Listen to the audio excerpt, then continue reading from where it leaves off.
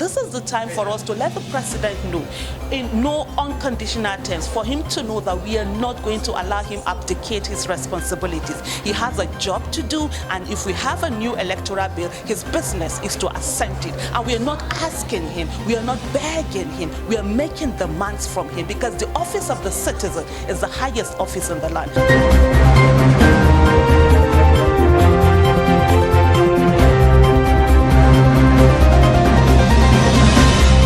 It is noteworthy to know that the Senate at its plenary referred the Senate Committee on INEC at different times bills for the Act of Amendment Electoral Act 2010, including a bill for the Act to establish an Electoral Offences Commission.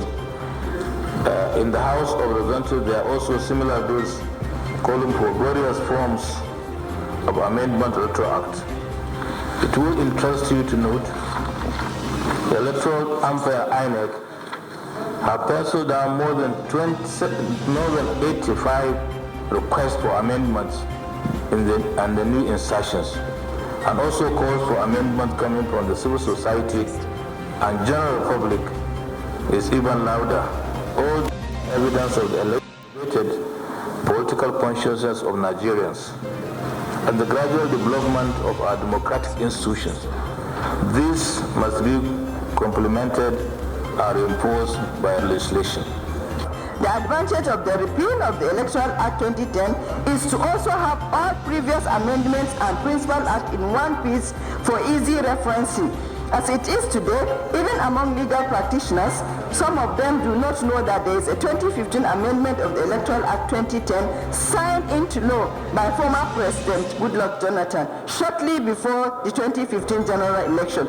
We have to strengthen our electoral legal framework and our electoral system for the development of our democracy. So Music Studio.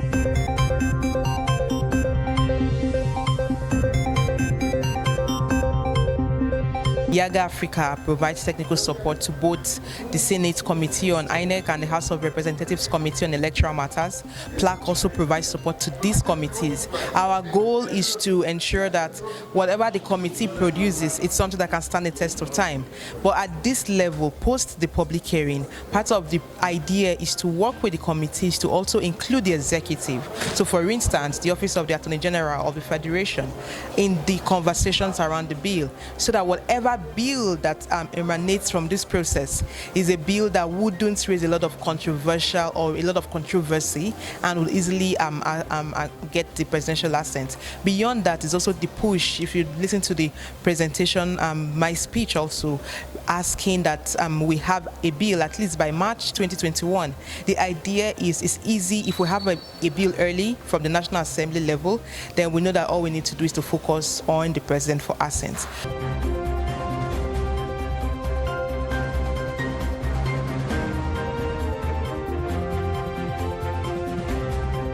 Section 56 is draconian because it simply said to INEC that INEC may include us, and we think it should change to INEC shall.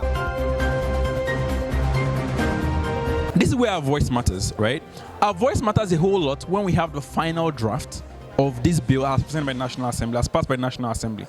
If we support that change and the reforms that are in that bill, then we need to begin to pile our numbers.